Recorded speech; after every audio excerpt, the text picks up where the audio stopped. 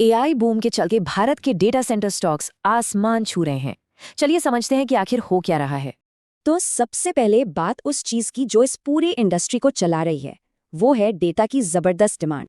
एक अनुमान के मुताबिक 2025 तक भारत की डेटा सेंटर कैपेसिटी 1.5 गीगावाट से भी ज्यादा हो जाएगी। और इसके पीछे सीधी वजह है एआई और क्लाउड बूम। इनको चलाने के लिए चाहिए होता है ढेर सारा डेटा। तो सवाल ये है कि इस तेजी से बढ़ते डिजिटल इंफ्रास्ट्रक्चर में कौन है मार्केट के बड़े खिलाड़ी। ये हैं 3 बड़ी कंपनियां और हर एक की अपनी खास बात है। चलिए एक एक करके इन्हें समझते हैं। पहले है नेटवेब टेक्नोलॉजीज। इसका 23.9% का आरओई हाई परफॉर्मेंस कंप्यूटिंग में इसकी मजबूती दिखाता है। फिर आता है E2E नेटवर्क्स, जिसका 444 का पीई रेशियो बताता है कि मार्केट इस पर कितना बुलिश है। और आखिर में ओरियन प्रो सॉल्यूशंस, जो अपने बैलेंस्ड फाइनेंशियल्स के साथ एक स्टेबल प्लेयर लगता है। अब इन स्टॉक्स को ठीक से समझने के लिए 2 जरूरी फाइनेंशियल मैट्रिक्स को देखना होगा। देखिए, पीई रेशियो बताता है कि मार्केट को फ्यूचर ग्रोथ की कितनी उम्मीद है।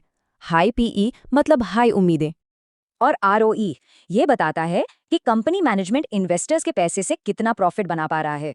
ज्यादा मतलब बेहतर। अब यहाँ देखिए, पीई रेशियो में कितना बड़ा फर्क है, खासकर E2E नेटवर्क्स का। जमीन आसमान का। E2E नेटवर्क्स की ये हाई वैल्यूएशन इन्वेस्टर्स के भरोसे और मार्केट में इसके दमदार पोजीशन को दिखाती है। तो असली कहानी ये है कि ये वैल्यूएशन आज की नहीं बल्कि आने वाले कल की है। मतलब इन्वेस्टर्स कंपनी की आज की कीमत पर नहीं बल्कि उसके फ्यूचर पोटेंशियल पर दांव लगा रहे हैं। और ये दांव सिर्फ हवाई नहीं है, इसके पीछे पूरे सेक्टर को चलाने वाले ठोस कारण भी हैं। जैसे कि कम कर्ज। जिन कंपनियों पर कर्ज कम होता है वो तेजी से अपना बिजनेस बढ़ा सकती हैं। नेटवेब का डेट टू इक्विटी रेशियो सिर्फ 0.03 है। ये इसके एक्सपेंशन के लिए एक बहुत मजबूत सिग्नल है। तो अब देखते हैं कि ये सारी बातें मिलकर 2026 के लिए क्या तस्वीर बनाती हैं। मतलब साफ है, इन कंपनियों में पैसा लगाना एक तरह से भारत के डिजिटल फ्यूचर पर दांव लगाने जैसा है। तो आखिर में सवाल यही है, ये स्टॉक्स हाई ग्रोथ का मौका है या फिर एक हाई रिस्क वाला बबल?